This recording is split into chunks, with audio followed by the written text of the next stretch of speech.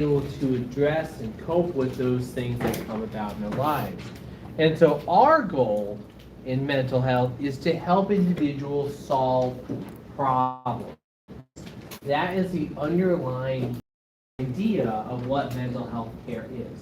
It is helping individuals work through their challenges and their problems, and not to have individuals be distressed or just plain stressed by their ongoings.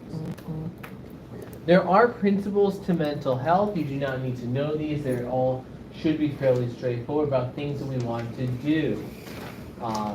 These are all hopefully fairly straightforward, and in your textbook they are no different than the basic ideas that we've already talked about in some of the earlier classes. There are a few things that I want to touch on quickly before we jump into the next chapter.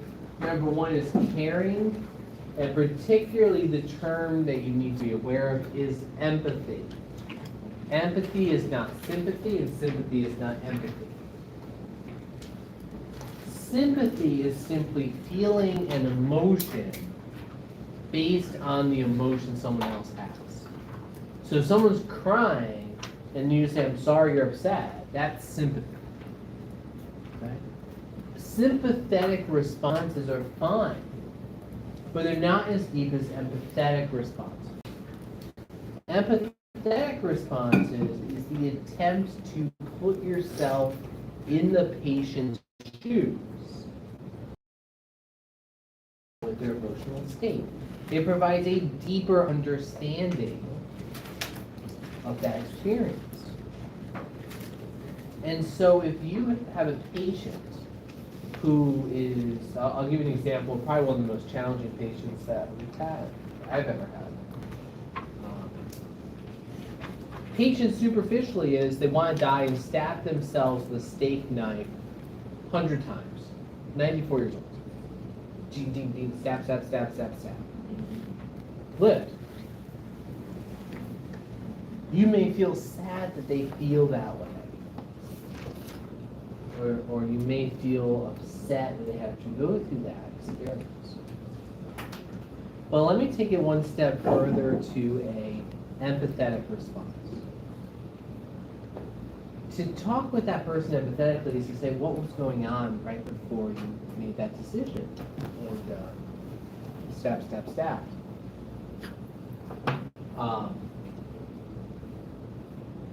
I just realized you would have no idea where that reference is from. So ignore my stab, stab, stab. It's from a simulation we used to do at the hospital where a patient would pretend to be schizophrenic and they would go stab, stab, stab, stab, stab. Usually my reference has some relevancy. That would have no relevance. But to ask that patient, what was going through your mind? And for them to say, I was once a Yale professor, cyclist, and I've lost all my ability to move by myself. I need people to help me eat, people to help me walk. I can still think the best way I can think, but I have to live this terrible life, and I don't want to live this way. So if you then take the action of saying, imagine you, right as you are, were no longer able to walk, no longer able to feed yourself, no longer able to talk well, how would you feel? And if you feel a little suicidal, that's an empathetic response. Because you're trying to put yourself in the person's shoes to understand what their lived experience is like. It's just the same if someone is upset and they say, my grandmother just died. The sympathetic response is, I'm so sorry that you're going through that. The empathetic response is for you to think about your own beloved grandmother and the emotions that you would go through if you had that happen to you. Okay, so empathy is an important response. The last real important part about this chapter is boundaries.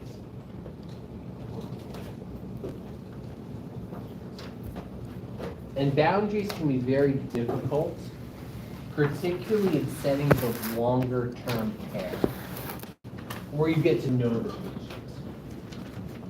Boundaries get a little enmeshed. So we have to make sure that they remain separated, highly important. In fact, that's a quick point. We're gonna move on. We're gonna go to chapter 9.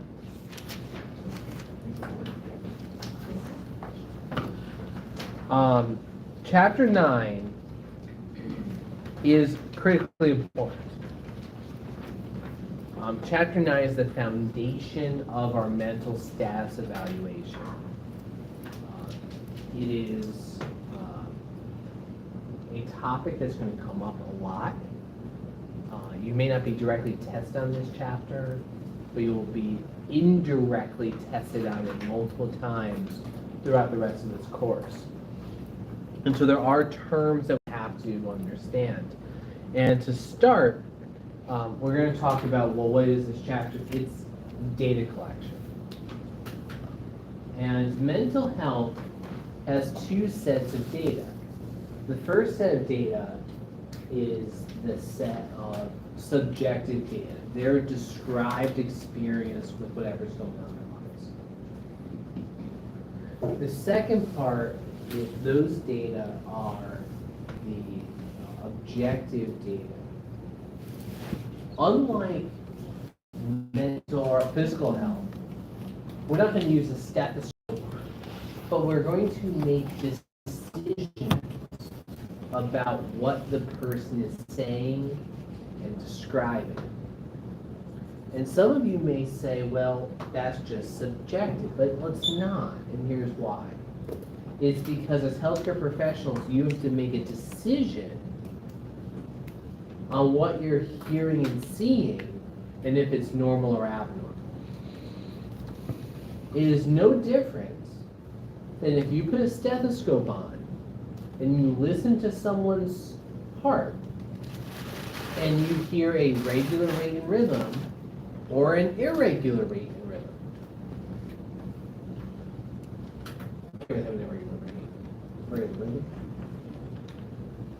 That you are listening and making a decision based on what you hear. Same thing with lung sounds. When you listen to lung sounds, you are hearing something, you are making a decision.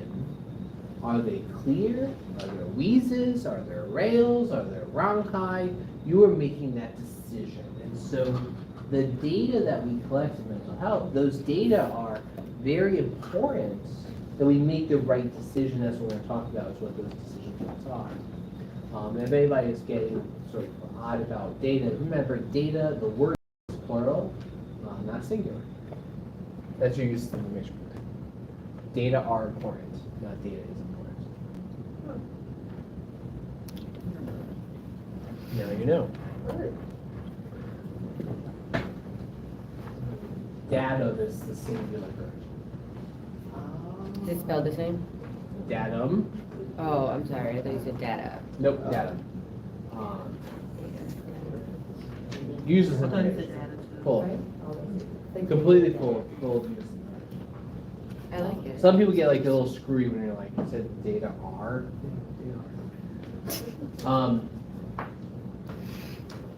There's also this snobbery with that, but we're not going to go there. Okay. Not today. Okay. I'll tell you. So, that many people here. I don't know how much you know about nursing degrees, but there's the whole Doctor of Nursing Practice, the DNP degree, which is just ridiculous. The people who want to be called Doctor so-and-so. Or like the dentist. Well, there. Are you an anti-dentite? I am. I hate dentists. But you're a dentist, not a doctor. So there's also us nurses who have PhD preparations. And we consider ourselves smarter than those nurses with the DNPs. We look down on them. And the distinction of intelligence is how you say data. So if you say the data is good or the data is important, like, yeah, you're a DNP. Us PhDs call it data. Tell him. It's like the good and well. It's like where you're the high snob. You're, how are you? I'm good.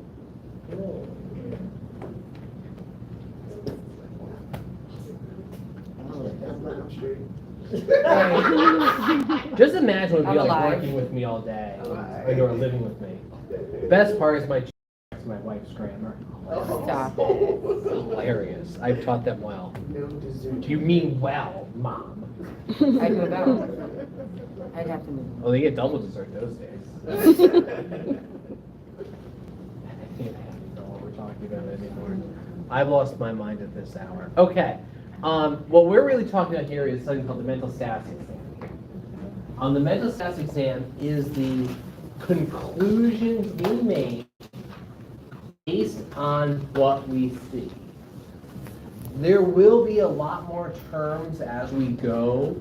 This is the foundational component of the mental status exam in terms of the components. So the first part of it is a general description. And again, we are making decisions about what we see. So one is their general appearance. So normal general appearance is that they're well kept. And they're well kept for the situation. You have to remember that if they're in a psych ward, they're in a long-term care facility, they're not going to. So it's the context in which they're existing. Versus an abnormal general appearance is going to be unkept. Or even worse, disheveled. Like they got into a fight with a, I don't know what, push dirt. Another component of a general appearance of the animal is malodorous.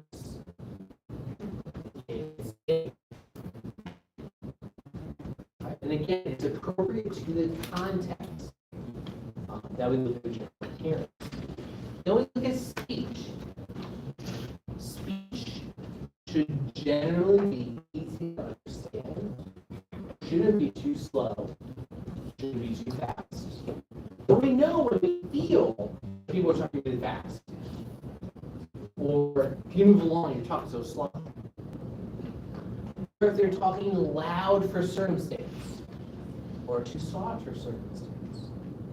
Now there's a little bit of subjectivity to the subjectiveness. But here's where we look at the collective decision. So for example,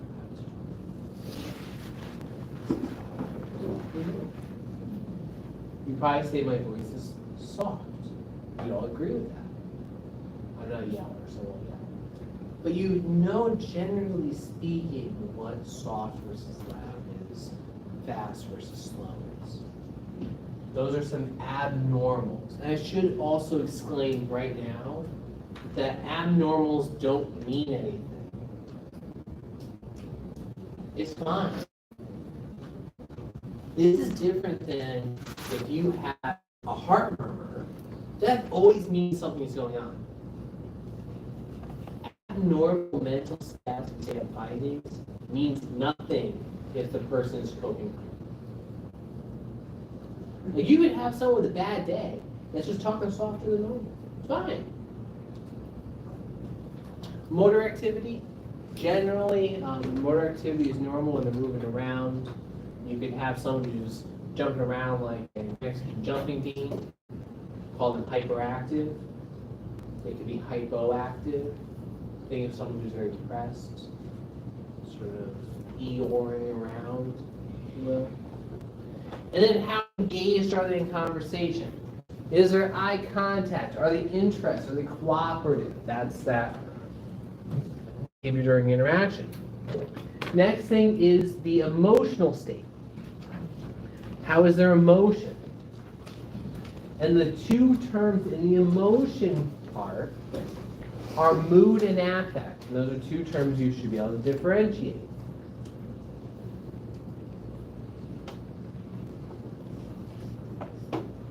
A mood is how someone feels. It is what they say their emotion is. saying, but that is just subjective. How do you feel? Well, it is objective because we have to make a conclusion about that. So we say, yeah, mood, how you feel. And there are different schools of thought. Some will apply a label and some will just say it's exactly what they say. I prefer exactly what they say. So if you say, how you doing today? How you doing today? Here's why. If, ask me how I'm doing. Fucking terrible. My mood is fucking terrible. Okay? But you may put a label on them, depressed. But I may not be depressed. I'm just saying, I don't know what mood is how it feels. Affect is how one looks. So when we say affect, we say, does someone look depressed? Does someone look angry? Do they look sad? Okay. How someone says they feel, how they look. Well, the reason we make a determination in an objective manner is we look for something called congruency.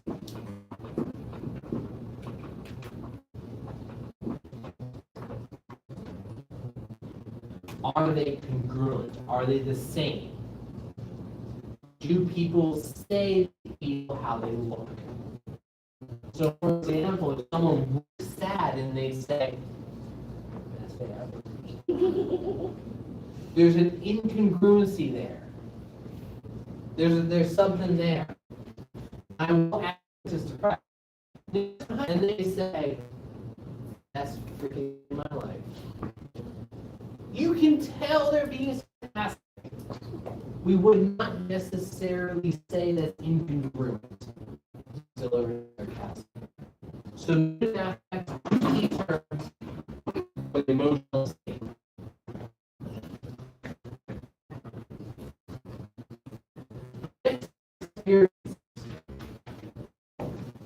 World.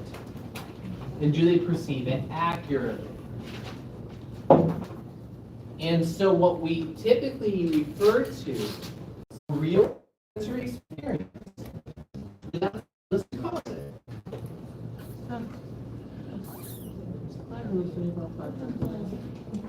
Very confident. The more stressed you are, the more stressed someone is, the more likely it is that they hallucinate. There's an important term that you should put to the side that's going to come up a lot. I'm not going to really talk about it too much now.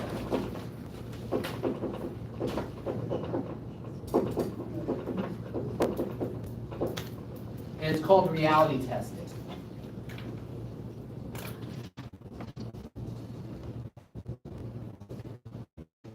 Reality testing is the ability to know something isn't real. So for example, if you have your smartwatch vibrating like this, no one loves you. And you're like, nothing there. And you move on with your life. That's a reality test. You realize that you experienced something that isn't really there.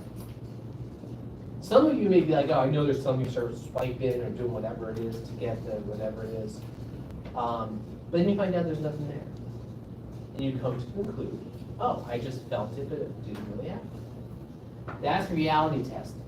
The ability to understand that what you experienced isn't real. Just like if you think you hear your phone vibrate and go, oh, no, nothing there, you did hear it. Then you have to come to realize that that's what happened. Because we have to then go back to, well, what are senses?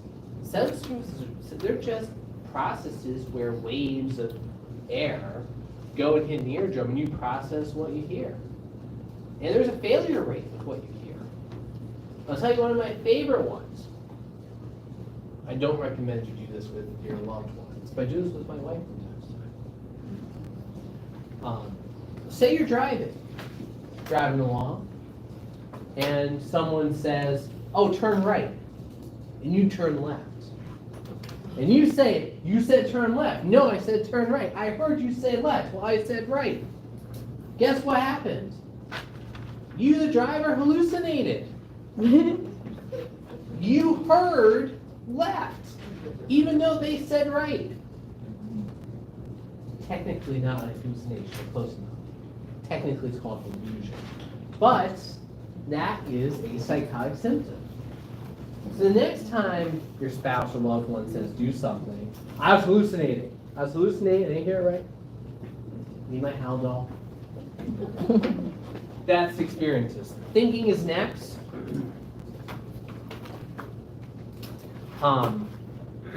Thinking are how our thoughts work together, and delusions is the other big one. We'll talk about each of these. Ooh, that's me. This is one of the slides I like.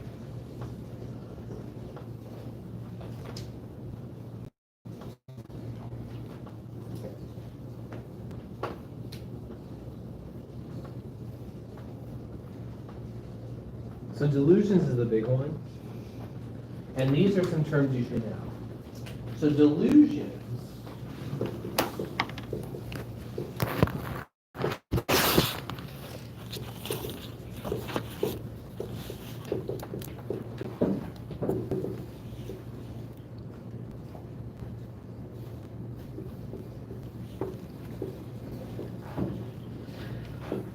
are false beliefs despite evidence to the contrary.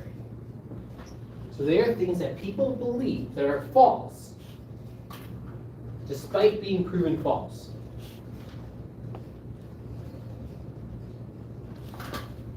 This is a more severe psychotic symptom. Something that somebody believes despite being told the opposite. And this often takes the course of true psychotic symptoms. Did I tell you about my friend George, who thinks he's Donald Trump reincarnated as Barack Obama? Yeah. Completely thinks that he was Donald Trump, was killed, and reincarnated as Barack Obama. And he walks around saying, "I'm just undercover. I'm here to inspect the hospital." That is a delusion. That's a false belief. He thinks these things. Even though here, look in the mirror, you look nothing like Mr. Obama. I am. It just bleached my skin. So delusions are those false beliefs. That we think things that are untrue. That are false despite evidence to the contrary. Many kids have delusional episodes like about Santa Claus. You know, when they first start to question or someone says Santa's not real, like, yes he is. And then people start to get that. It's how does a jolly man go to how many millions of homes, dig down a chimney, get stabbed? No, he's really real. That's a delusion. Kids are delusion. Obsessions are generally intrusive and anxiety-producing thoughts.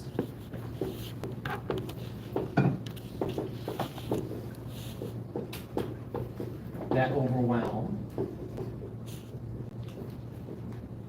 Versus preoccupations are less intrusive thoughts that do not overwhelm.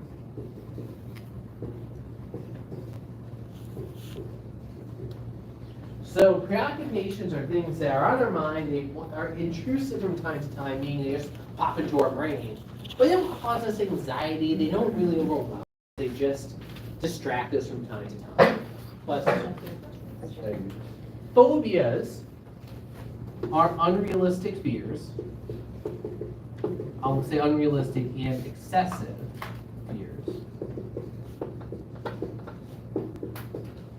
I want to talk about those in the anxiety chapter. They're not just fears, they have to be unrealistic and excessive. Amnesia is forgetfulness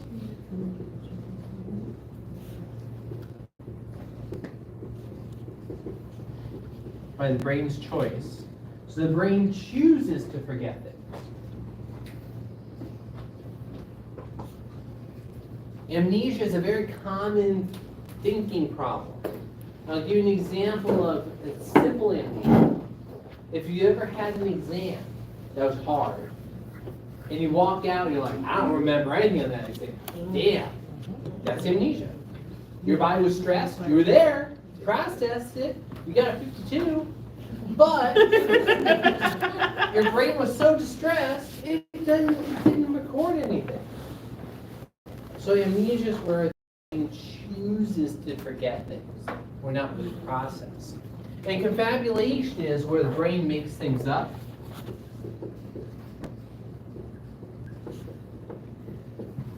Thinks of details you don't remember.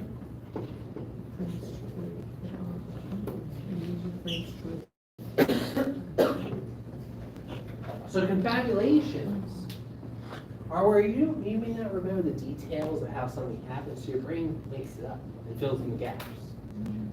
Comes out usually when you're telling a story, and someone goes, that's not how it happened. You're like, yeah, it did. And you start to argue about how it really happened. Because guess what? One of your two brains forgot the details and made them up. We both. Or someone was high.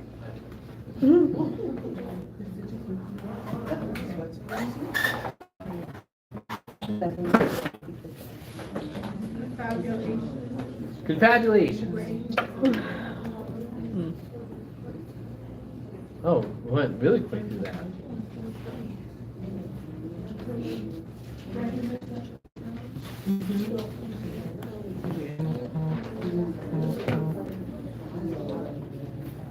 So the last part of this chapter is sensorium and cognition. This one is not important on this slide because the element that is important is the classic alert and oriented person, place, time, and situation. That's the most important part of the sensorium, is that their awareness of themselves and where they are and who they are. The more complex evaluations of cognition are usually reserved for specific treatments. The only one that I will mention is insight.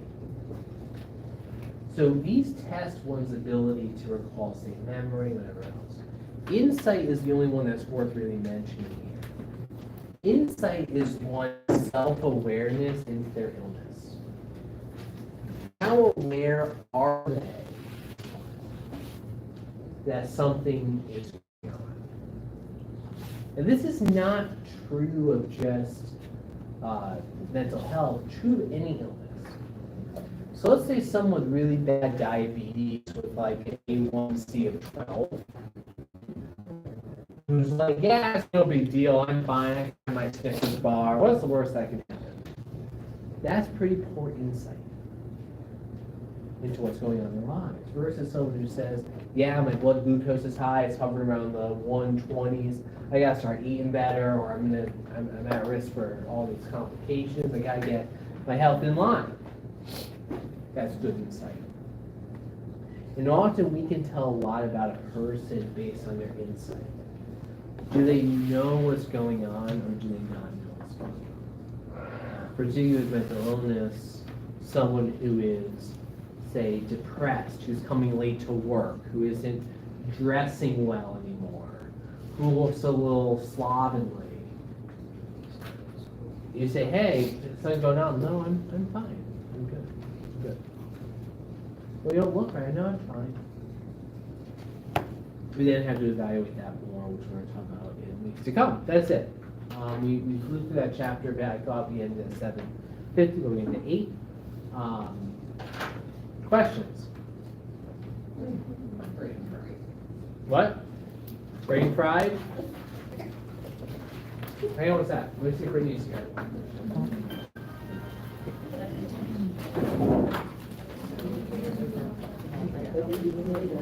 Yes, please. Yes. You want to use for You two? want these? Yes, please. Yes,